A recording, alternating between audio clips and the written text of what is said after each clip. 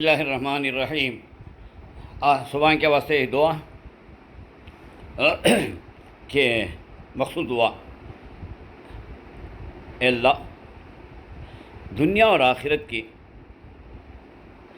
ہر مشکل کو میری آسان فرما۔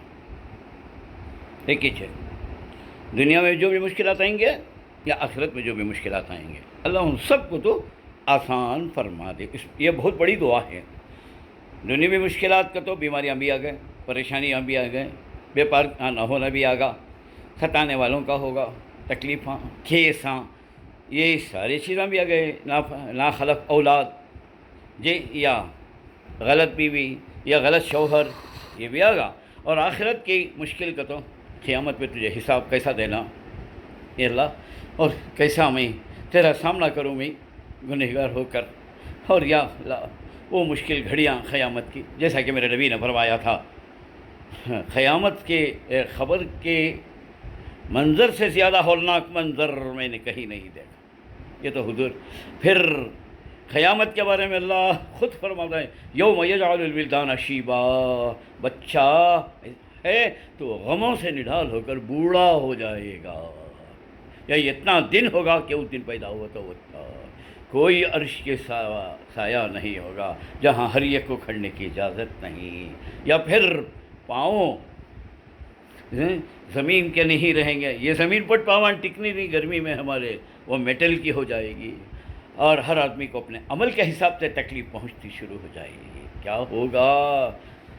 پھر تلوار سے تیز، بال سے باریک، پل صراط پر گزرنا ہوگا جو 300 سال کی مسافت، یہ ہر ایک کے لیے نہیں، کیسے کیسے اعمال ہوتی ان کے لیے۔ پھر اوپر سب سے زیادہ خدا کا قہر اور غضب اور جلال ہوگا، لمن الملک اليوم، کون ہے میرا کہنے والا، میرا دکان، میری فیکٹری، میرا مکان، میرا پیسہ بولنے والا، تھر کانپتے رہیں گے۔ تو یہ مشکل اشنا کیا کریں گے، ہمیں کیا ہے ہمارے پاس فلٹ؟ تو یہ ساری چیزیں اس دعا کے اندر آ جاتی ہیں، معمولی سمجھنے کو اس دعا کو جے۔ ہاں بہرحال یہ دعا کا میں اپنے کو تجزیہ کیا۔ آگے چلتے رمضان کے بارے میں، میرے دوستو، اللہ کے رسول صلی اللہ علیہ وسلم نے فرمایا، جو آدمی اس دن اپنے ماتحتوں کا بوجھ ہلکا کرے گا، کل قیامت کے دن اللہ اس کے گناہوں کے بوجھ کو ہلکا کر دیں گے۔ گناہوں کے بوجھ ہلکا کریں گے تو کیا؟ اس کے مٹا دیں گے۔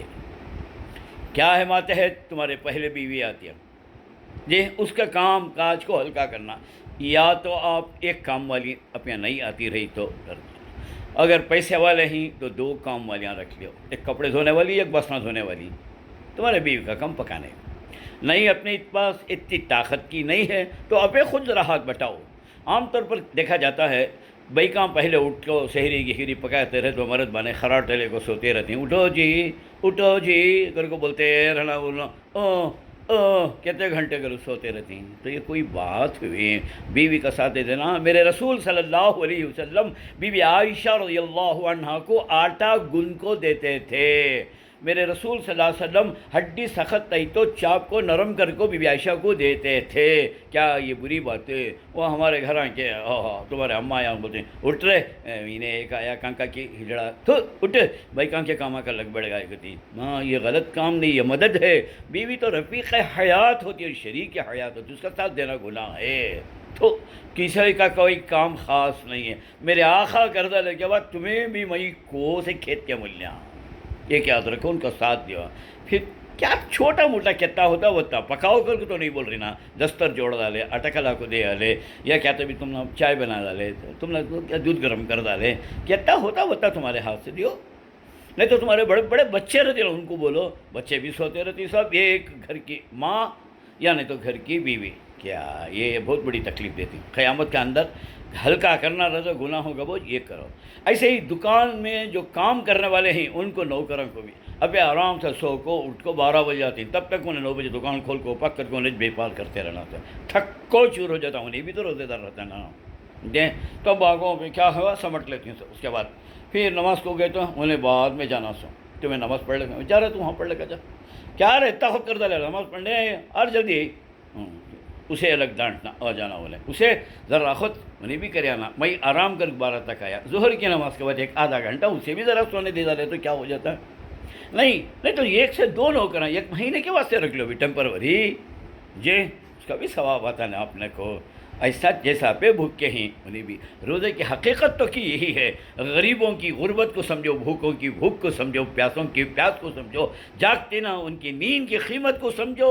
یہ مجبوری سے تمہارے ماتحت کام کر رہے ہیں تو ان کو ایسا تکلیفاں دے کو ان سے کام نہ کو لیو. آخر آئندہ